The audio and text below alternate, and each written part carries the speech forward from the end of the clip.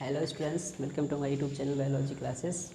सो students, आज की class में हम लोग डिस्कशन करने वाले हैं क्लास 12th की बायोलॉजी, जिसका नाम होगा sexual reproductions in flowering plants. Means Pushpi पादपों की क्या चीज़, तो पुष्पी पादपों में लैंगिक जनन, ये आपका क्या हो जाएगा, फर्स्ट चैप्टर हो जाएगा। तो इस चैप्टर के अंतर्गत मैं कई सारे टॉपिक को क्या किया था, पढ़ा दिया था।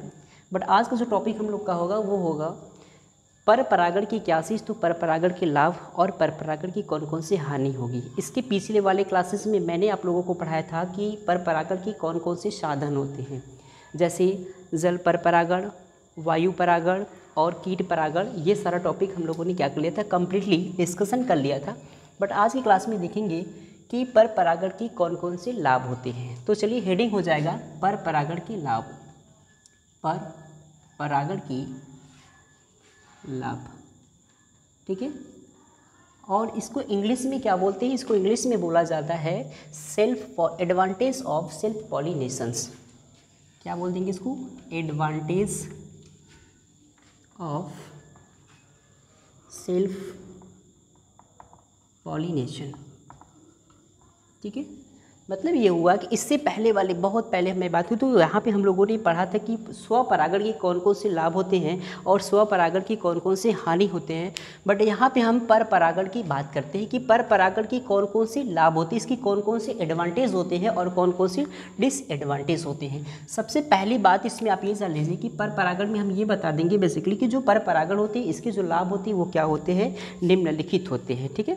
तो पहला इसका लाभ क्या हो जाएगा, इसमें पहली लाभ हम बताएंगे कि पर परागित पुष्पों का जो फल होता है वो क्या होता है, भारी होता है, ठीक है। पर परागण के पुष्पों का जो फल होता है वो क्या होता है, भारी होता है और स्वादिष्ट होते हैं। ये इसकी क्या है, इसकी विशेषता है। तो सबसे पहली पॉइंट क्या समझेंगे कि पर परागण के जो पुष्प होते हैं उनके जो फल होते हैं वो क्या होते हैं, भारी होते हैं और साथ ही साथ क्या होते हैं, स्वादिष्ट होते हैं। मतलब इनके द्वारा जो बनेंगे फ्रूट्स, जो बनेगा वो फ्रूट्स क्या हो जाएगा, वो फ्रूट्स काफ़ी ज़्यादा भारी होगा और साथ ही साथ खाने में वो काफ़ी स्वादिष्ट लगता है, ठीक है। ये इसकी पहली लाभ हो जाएगा। और इसमें जो बीज होते हैं, बीजों की जो क्वांटिटी होती है, बीजों की जो नंबर होती है वो क्या होती है, ज़्यादा होती है।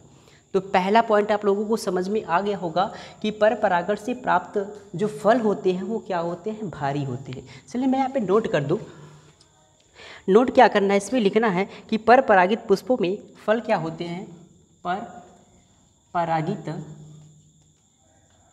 पुष्पों के फल काफ़ी क्या होते हैं, फल भारी एवं क्या होते हैं, स्वादिष्ट होते हैं, भारी एवं स्वादिष्ट होते हैं, ठीक है।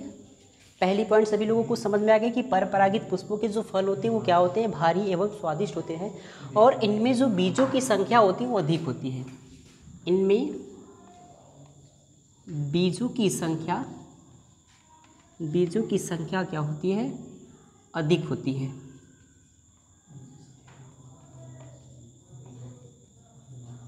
ठीक है।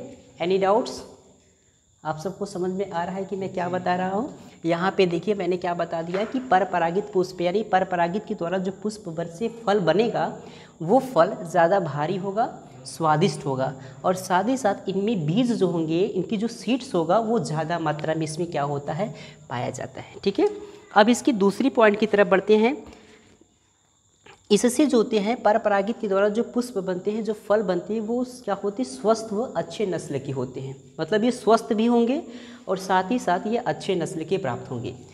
तो हम यहाँ दूसरी पॉइंट क्या नोट कर देंगे कि इसके द्वारा बनाए गए जो फल होगा, ठीक है, पर परागित के द्वारा जो पुष्प से फल बनेगा वो स्वस्थ भी होगा और स्वस्थ के साथ साथ वो अच्छे नस्ल का होगा, मतलब अच्छी उसकी जो प्रजाति होगी अच्छी होगी। तो मैं लिख दूँ, पर परागण से बनी फल स्वस्थ एवं अच्छे नस्ल के होते हैं, अच्छे नस्ल के होते हैं। मुझे लगता है कि ये जो 2 पॉइंट मैंने बताया है आप सबको अच्छे से याद हो जाएगा, इसे रटने की कोई ज़रूरत नहीं है, ठीक है। बहुत इजीली तरीके से आप इसे समझिए और माइंड में सेटअप बैठा लीजिए कि इसमें कुछ है ही नहीं, एकदम बहुत इजी मैंने बताई, सिंपल सी बात है। इसके फल क्या होंगे, भारी होंगे, स्वादिष्ट होंगे, इसमें बीजों की संख्या अधिक होगी, ठीक है। आप लिखिए इसको, आसानी से इसको तैयार कर लीजिएगा। दूसरा पॉइंट इसमें क्या बताएंगे कि जो पर परागण से बनी फल जो होती है वो क्या होती है, स्वस्थ होती है एवं क्या होती है, अच्छे नस्ल की होते हैं। ठीक है, इसकी तीसरी पॉइंट बता देंगे। तीसरा पॉइंट है कि पर परागण के द्वारा रोग अवरोधक की क्षमता को क्या करते हैं, बढ़ा देते हैं। तीसरा पॉइंट, ये रोग अवरोधक की क्षमता को बढ़ा देते हैं। ठीक है, इसमें अवरोधक की क्षमता क्या होती है, ज़्यादा होती है। तो ये तीन बातें सभी को समझ में आ गया। और उसके बाद चौथा पॉइंट बताएंगे कि पर परागण के द्वारा क्या होती है, तो पर परागण के द्वारा नई जातियों की क्या होती है, तो पर परागण के द्वारा नई जातियों की उत्पत्ति होती है। चौथा पॉइंट क्या बताएंगे, पर परागण के द्वारा राइटिंग थोड़ी सी गड़बड़ है, मैनेज करिएगा।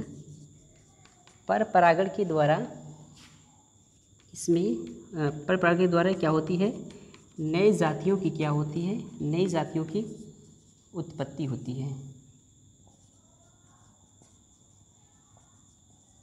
तो अब तक मैंने आप लोगों को क्या समझाया, पर परागण की क्या चीज़, तो पर परागण के क्या है, पर परागण के लाभ यानी advantage of self pollination, sorry self pollination नहीं, इसको क्रॉस पॉलिनेशन कहते हैं,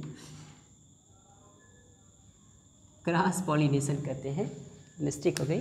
तो सेल्फ की जगह क्या कर लेंगे, क्रॉस पॉलिनेशन, बाकी तो सब चीज़ें सही है। तो पर परागण के लाभ कौन कौन से थे, आप सबको समझ में आ गया कि पर परागण से पर परागित पुष्पों के जो फल होते हैं वो क्या होते हैं, भारी होते हैं, स्वादिष्ट होते हैं और बीजों में इसकी संख्या क्या होती है, अधिक होती है। दूसरा पॉइंट क्या बताएंगे, पर परागण से बने फल जो होते हैं वो स्वस्थ एवं अच्छे नस्ल के होते हैं। तीसरा, ये रोग अवरोधक को क्या करते हैं, उसकी क्षमता को बढ़ा देते हैं। और उसके बाद परागण के द्वारा नई जातियों की क्या होती है, उत्पत्ति होती है। तो आप एक बार इसका स्क्रीनशॉट ले लीजिए, उसके बाद फिर हम बात करेंगे इसकी डिसएडवांटेज यानी पर परागण की कौन कौन सी हानियाँ होती हैं। ठीक है, तो चलिए अब हम बात कर लेते हैं पर परागण की हानियाँ। तो लाभ की जगह क्या लिखना है हमें, हानि की, पर परागण से कौन कौन सी हानि होती है। ठीक है, अगर आप सबको नहीं समझ में आ रहा तो हमें कमेंट बॉक्स में लिख करके बताएं कि आपको यहाँ पे डाउट्स है। अगर आपका कोई क्वेश्चन है तो आप हमें कमेंट बॉक्स में लिख करके बताएंगे कि क्या क्वेश्चन आपका है या फिर आपको क्या चीज़ नहीं समझ में आया है। चलिए देख लेते हैं पर परागण की हानि। और आप लोग वीडियो को अधिक से अधिक शेयर कर दीजिए। आप देख रहे हैं बहुत मेहनत कर रहा हूँ मैं, और ये कितनी पसीना निकल रही, गर्मी हो रही कितनी। तो पर परागण की क्या चीज़ हानि, डिसएडवांटेज ऑफ क्रॉस पॉलिनेशन। ठीक है, अब पर परागण की हानि में बेसिकली हमें क्या क्या समझना है। एक चीज़ जानिए कि पर परागण में हानि ये होता है कि पर परागण की प्रक्रिया कराने के लिए सिर्फ बाह्य साधनों की आवश्यकता होती है। अब बाह्य साधन मीन समझते हैं, बाह्य साधन का मतलब जैसे अगर जल है, वायु है, कीट है, ये सारी चीज़ों की इनको ज़रूरत पड़ती है। अगर ये सब चीज़ें नहीं रहेगी तो सिंपल सी बात है पर परागण की प्रक्रिया नहीं होगी, क्योंकि पर परागण में क्या होता है, कोई दूसरा ही तो पर परागण की प्रक्रिया कराता है। इसलिए एक हानि इसमें एक होता है, क्या हो जाएगा, इसमें क्या होता है, बाह्य साधनों की आवश्यकता होती है। किसकी, बाह्य साधनों की क्या होती है, तो पर परागण में बाह्य साधनों की आवश्यकता होती है। जैसे जंतु, वायु, जल आदि पर निर्भर करने के कारण ये क्रिया होती है। ठीक है, तो इसमें हम लिख दें, इसमें बाह्य साधनों पर क्या होना पड़ता है, तो बाह्य साधनों पर निर्भर होना पड़ता है। ठीक है, किस पर, तो इसमें बाह्य साधनों पर क्या होना पड़ता है, निर्भर होना पड़ता है। जैसे क्या बताएंगे, जैसे बताएंगे जल, वायु, कीट आदि। बात सभी को समझ में आया। इसमें क्या होता है, बाह्य साधनों पर निर्भर होना पड़ता है। जैसे क्या हो जाएगा, जल, वायु, कीट आदि पर क्या होना पड़ता है, निर्भर होना पड़ता है। जैसे आप देखेंगे जिसके कारण ये क्या होते हैं, अनिश्चित हो जाएंगे। अब दूसरी पॉइंट इसमें क्या बताएंगे, पर परागण के लिए एक पुष्प को दूसरे पुष्प पर क्या होना पड़ता है, तो पर परागण के लिए एक पुष्प को दूसरे पुष्प पर निर्भर होना पड़ता है। दूसरा पॉइंट क्या बताएंगे, पर परागण के लिए एक पुष्प को दूसरे पुष्प पर क्या होना पड़ता है, दूसरे पुष्प पर निर्भर होना पड़ता है, निर्भर होना पड़ता है। सभी लोगों को समझ में आ गया? फटाफट कमेंट करके बताएं। दूसरा पॉइंट क्या बता देंगे? तो पर परागण के लिए हमें क्या करना होता है? तो पर परागण के लिए हमें दूसरे पुष्पों पर क्या होना पड़ता है? तो पर परागण के लिए हमें दूसरे पुष्पों पर क्या होना पड़ता है? निर्भर होना पड़ता है। अब उसके बाद हम इसमें बात कर लेंगे तीसरी पॉइंट की। तो इसका तीसरा पॉइंट क्या हो जाएगा? तीसरा पॉइंट बताएंगे, इसमें कीटों को आकर्षित करने के लिए क्या होता है? तो इसमें कीटों को आकर्षित करने के लिए चटकीले, मकरंद, गंध इत्यादि चीज़ों को क्या करना पड़ता है? उत्पन्न करना पड़ता है। अगर ये सारी चीज़ें नहीं होगी तो शायद कोई भी कीट इसके प्रति अट्रैक्ट नहीं हो सकता। तो इसका ये भी क्या हो जाएगा? एक प्रकार का हानि हो जाएगा। ठीक है, तो क्या क्या हो जाएगा? तीसरा पॉइंट मैं नोट कर दूं। इसमें किसको? तो इसमें कीटों को क्या करने के लिए? इसमें कीटों को आकर्षित करने के लिए क्या करना पड़ता है? चटकीले रंग और क्या चीज़ हो जाएगा चटकीले रंग के साथ? जैसे मकरंद, गंध।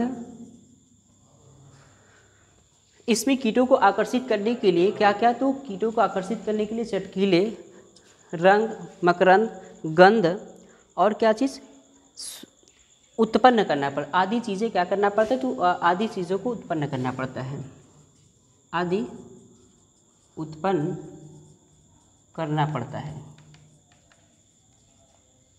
ठीक है, तो पर परागण की कौन कौन से हानि हो जाएगा? तो बताएंगे इसमें बाह्य साधनों पर, यानी इनमें जो होता है पर परागण के लिए इसमें बाह्य साधनों पर निर्भर होना पड़ता है, जैसे जल है, वायु है, कीट है आदि पर निर्भर होना पड़ता है।